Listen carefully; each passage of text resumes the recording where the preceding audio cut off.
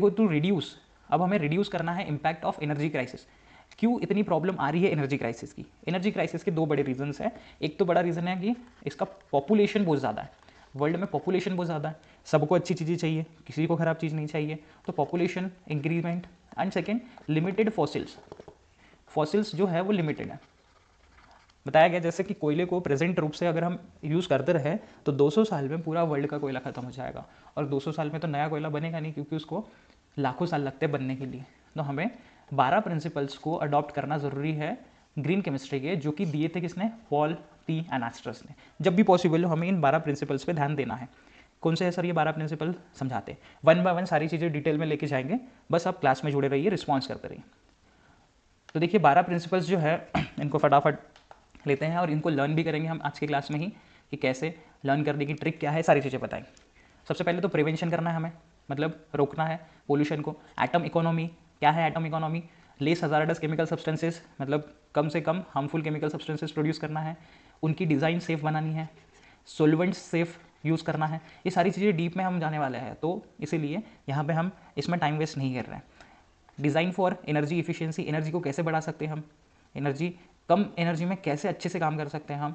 Use renewable feed stock, मतलब natural feed stock, मतलब raw material. Natural raw material पे हम डिपेंडेंट ही ना रहे, हम लकड़ी के ऊपर डिपेंडेंट रहे, जो कि मतलब रेगुलरली प्रोड्यूस हो सकती है, हम बना सकते हैं जो नेचुरल है।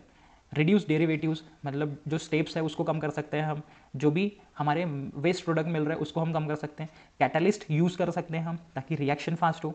और कौन से कैटलिस्ट? मेटल कैटलिस्ट, ये बहुत ज़्यादा पोल्यूशन करने के चांसेस रहते हैं, तो उनको यूज़ ना करें हम। डिग्रेडेशन नेचुरली हो, जो भी हम वेस्ट प्रोड्यूस कर रहे हैं, हमारे घर में जो भी कचरा है वो नेचुरली डिकम्पोज हो जाए, ऐसा ना हो कि हमें कोई केमिकल का यूज़ करना पड़े। एंड रियल टाइम एनालिसिस, तुरंत के तुरंत हमें पोल्यूशन प्रिवेंशन का समझना पड़ेगा कि इसमें अगर कोई प्रॉब्लम है तो केमिस्ट ने वो मेथड यूज़ ही नहीं करनी चाहिए, दूसरी मेथड यूज़ करनी चाहिए, क्योंकि उसको समझ गया है इस मेथड से पोल्यूशन हो सकता है। एंड लास्ट, हमें inherently safer chemicals for accident prevention. इसमें एक एक करके एग्जांपल लेंगे कि हमें केमिकल्स कैसे यूज़ करना है ताकि एक्सीडेंट्स ना हो। Okay, clear? तो ऐसे तरीके से 12 प्रिंसिपल्स है ग्रीन केमिस्ट्री के, इसको मैं ट्रिक बताता हूँ कैसे याद करना है। ओके, यहाँ पे आपको साइड में दिया हुआ है 12 प्रिंसिपल, एक बार इसको भी समझ लीजिएगा, रीड कर लीजिएगा। देखो ये 12 प्रिंसिपल हैं हमारे। प्रिवेंट वेस्ट, वेस्ट करने से बचाएंगे। एटम इकोनॉमी, क्या होता है एटम इकोनॉमी? मतलब मैक्सिमम जो हमारा प्रोडक्ट है उसमें डिजायर्ड प्रोडक्ट है, क्योंकि प्रोडक्ट दो तरीके के रहते हैं। एक चीज़ जो हमें चाहिए उसको हम बोलेंगे डिजायर्ड प्रोडक्ट, और एक नहीं चाहिए उसको बोलेंगे हम अनडिजायर्ड। अनडिजायर्ड का नंबर कम चाहिए, डिजायर्ड का नंबर ज़्यादा चाहिए।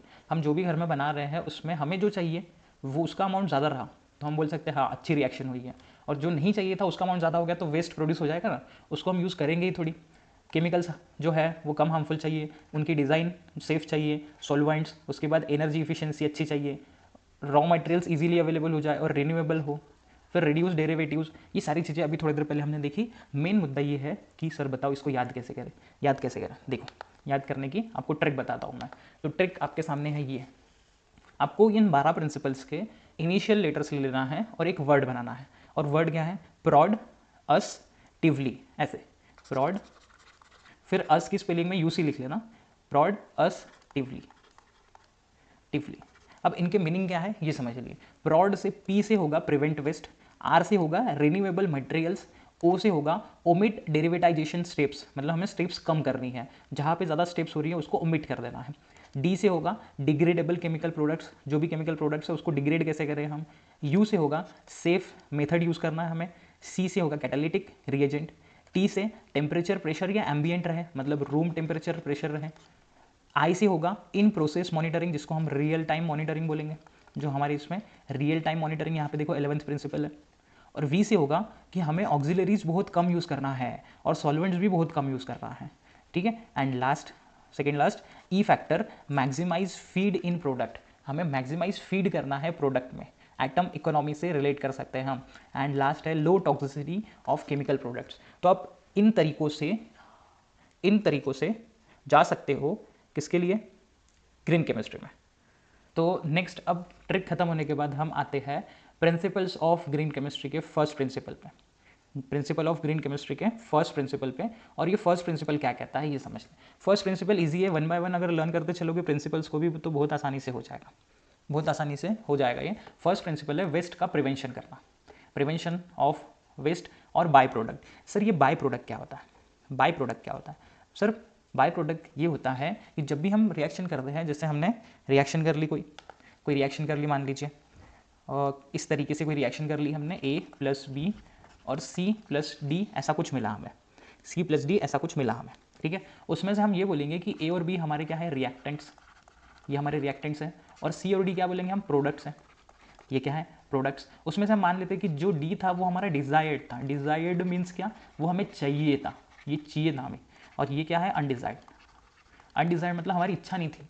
अब इसको हमें अलग सेपरेट करना पड़ेगा, और सेपरेट करने के लिए प्रोसेस करनी पड़ेगी।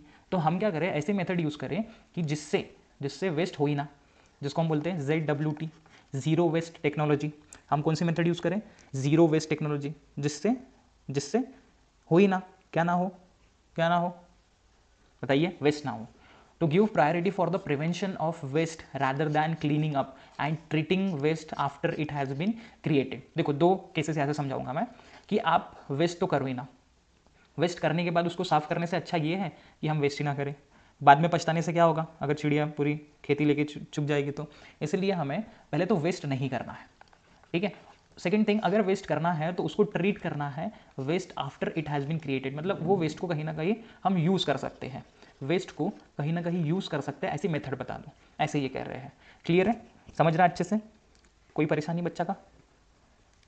जो भी वेस्ट हम बना रहे हैं उसको कहीं ना कहीं as a raw material use कर लें। इसको एग्जाम्पल की तरह समझाऊंगा मैं कि सर कैसे कर सकते हैं हम, कैसे कर सकते हैं। देखिए, इसको कर सकते हैं हम इस तरीके से, दो एग्जाम्पल समझ के।